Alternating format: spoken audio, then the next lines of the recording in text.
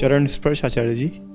जब कोई कामना इतनी हावी हो जाती है कि उसके मिलने वाले तत्कालिक सुख के अलावा कुछ नहीं दिखता, लेकिन उस कामना को पूरी करने के बाद ग्लानि अनुभव होती है।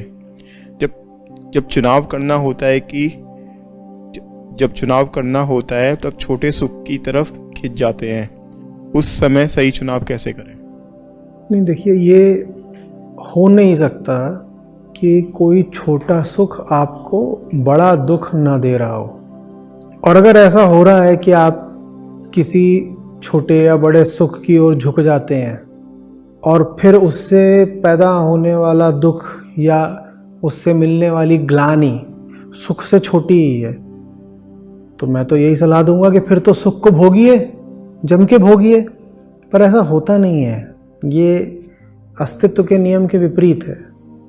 आपको जो सुख मिल रहा है छोटा, वो किसी बड़े सुख को काट कर मिल रहा है।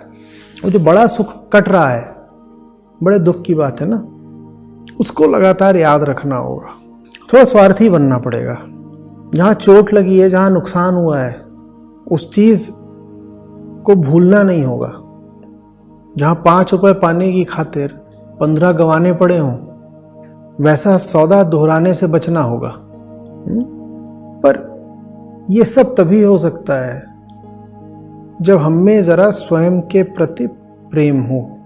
देखिए, कहने को तो कहते हैं कि मन का, मनुष्य का स्वभाव आनंद है, कहते हैं ना, आनंद धर्मा लोग हैं इत्यादि। पर वो बात भी साधारण आदमी पर कुछ पूरी तरह ठीक है नहीं। हम में से ज्यादातर लोग अपने स्वभाव से इतनी दूर निकल आते हैं कि हम में आनंद के लिए भी कोई अनुराग बचता नहीं है। नहीं तो आनंद की जो कशिश है, आनंद की तरफ जो कर्षण है, जो खिंचाव है, वही बहुत है ना। आदमी कहेगा मैं फलाना काम क्यों करूं, इसमें सुख से ज्यादा दुख मिलता है, बात खत्म। वो बेवकूफी भरे काम करेगा नहीं। लेकिन ऐसा होता नहीं है। हम आनंद धर्मा की जगह दुख धर्मा बन बैठते हैं। हमें दुख मिलता जाता है और वो हमारी नसों में दौड़ना शुरू कर देता है। दुख जैसे हमारा स्वभाव ही बन जाता है।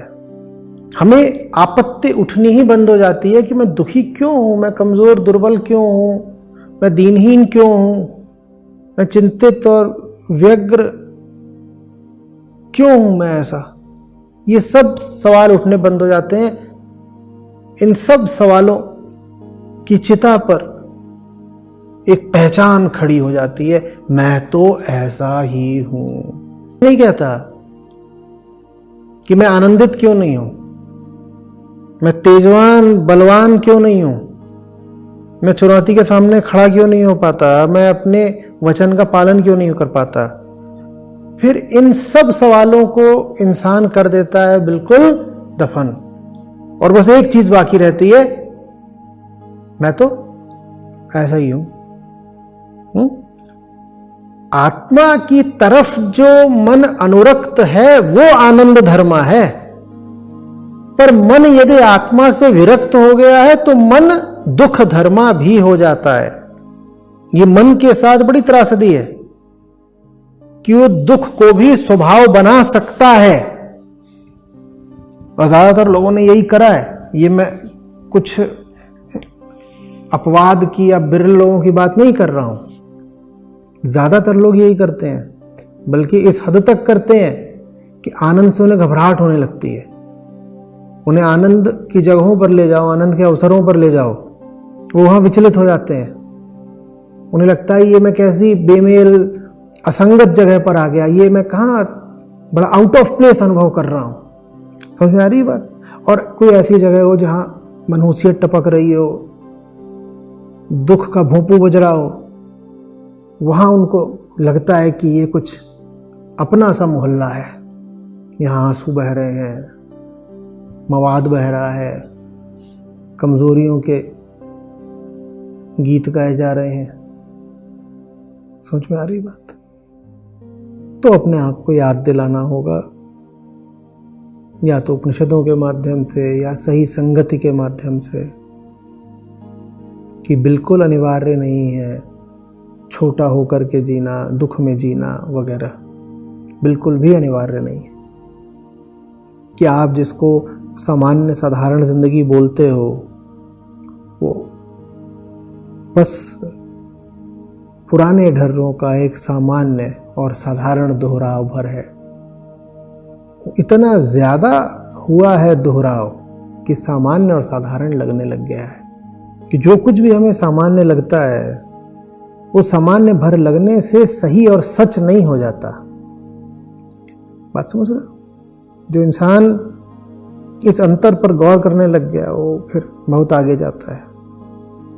कोई भी चीज सामान्य होने भर से सही और सच नहीं हो जाती। संभावना बल्कि ये है कि जो कुछ सामान्य है वो सही और सच होगा नहीं। आखिरी बात समझ में? चरण स्पर्श आचार्य जी, भौतिक तल पर सही कामना को पहचानने की क्षमता सामान्य चेतना कैसे करे? सही कामना यथार्थ के साक्षात्कार से उठती है। सही कामना स्वयं को सही मानकर आगे कुछ और अर्जित करने के लिए नहीं उठती। सही कामना बहिर्गामी नहीं होती। सही कामना ये नहीं कहती कि मैं तो ठीक हूं, चलो कुछ और पा लेते हैं तो मैं और ठीक हो जाऊंगा। सही कामना तो एक प्रतिक्रिया होती है अपनी रुग्ण स्थिति के साक्षात्कार के प्रति।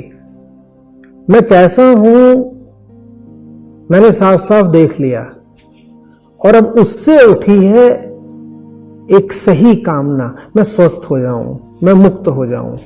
स्वयं को देखा मैंने, और स्वयं को देखने का प्रतिफल है सही कामना। सही कामना स्वयं को कुछ दिलाने के लिए नहीं होती है। सही कामना स्वयं को मुक्ति दिलाने के लिए होती है। इन दोनों बातों का अंतर समझ रहे हो? स्वयं को कुछ दिलाना माने क्या? आओ बेटा तुम्हें ये चीजें दिला दें, ये चीजें दिला दें, ये चीजें दिला दें। और स्वयं को मुक्ति दिलाना माने क्या? अरे तुम्हें क्या चीज दिलाएं? तुम्हें हम जो कुछ भी दिलाएंगे वो तुम्हें कैद के भीतर ही मिलेंगी चीजें। एक कैदी को आप नए कपड़े भी दिला दें तो नए कपड़े उसे कहां मिलेंगे? कैद के भीतर ही तो मिलेंगे ना। तो कैदी से हम ये कहें कि आओ बेटा तुम्हें चीजें दिलाएं, या ये कहें कि आओ बेटा तुम्हें मुक्ति दिलाएं?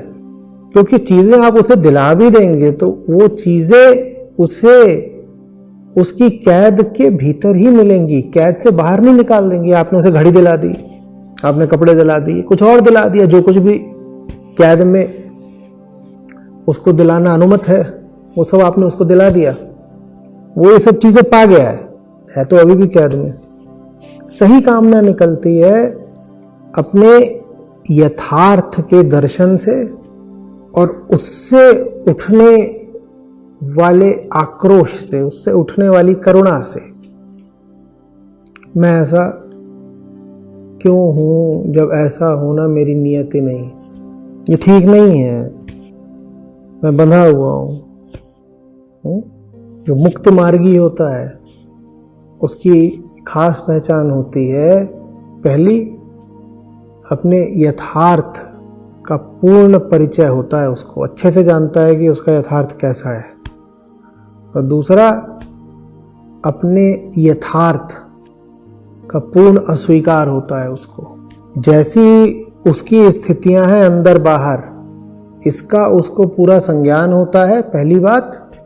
और जैसी उसकी स्थितियां हैं अंदर बाहर, उनके प्रति उसका पूरा विरोध और विद्रोह होता है, दूसरी बात। ये मुक्ति मार्गी है। और जो कारा मार्गी है, जिसको अपने सारे मार्ग अपनी कारा के भीतर ही चलाने, कारा माने कैद, उसकी पहचान ये है कि वो जैसा है वैसा बने बने और 50 तरह के कर्म और उद्यम करता है। समझ में आ रही है बात? ऐसे समझ लो कि एक इंसान है, दो लोग ले लो, दोनों का जो मुंह है वो रंग दिया गया है, पीला, नीला, काला, ठीक है। और जो उनको रंग लगा दिया गया है वो उनका असली रंग नहीं है, पर रंग लगा दिया गया। अब दोनों की तरह अलग अलग प्रतिक्रियाएं देखना। एक कहता है मुझे ये रंग क्यों लगा दिया गया। पहली बात तो वो आईने के सामने आके खड़ा हुआ तो उसे अपने यथार्थ का पूर्ण परिचय हुआ। यथार्थ क्या है कि फिलहाल तो मेरे चेहरे पर 100 तरह के नकली घटिया रंग पुते हुए हैं। और दूसरी बात हमने कही कि यथार्थ का सिर्फ परिचय नहीं है, यथार्थ से एक विद्रोह भी है। तो उसने उठाया कपड़ा और अपने चेहरे पे घिसने लग गया, बोल रहा ये बात ठीक नहीं है, मेरे ऊपर कोई बाहरी रंग पोत दिया गया है, मेरे चेहरे पे कोई रंग नहीं होना चाहिए। एक ये व्यक्ति है, इसकी कहानी देखिए। अब दूसरे को देखो, दूसरे ने देखा चेहरे पे रंग क्या लगा हुआ, बोला काला ज्यादा लगा, नीला ज्यादा लगा है, तो चलो ऐसा करते हैं सफेद रंग की शर्ट पहन लेते हैं, कंट्रास्ट बढ़िया रहेगा। ये व्यक्ति क्या कर रहा है, ये व्यक्ति अपनी जिंदगी को अब एक झूठ के साथ समायोजित कर रहा है, एडजस्ट कर रहा है। वो ये नहीं कह रहा कि मेरे चेहरे पे काला नीला पुता है तो मैं हटा दूं, वो कह रहा है काला नीला तो अब है ही है, अब मैं कपड़े ऐसे पहनूंगा तो इस काले नीले के साथ बिल्कुल खिल के सामने आए। तो चेहरा काला नीला है, शर्ट होगी मेरी बिल्कुल सफेद।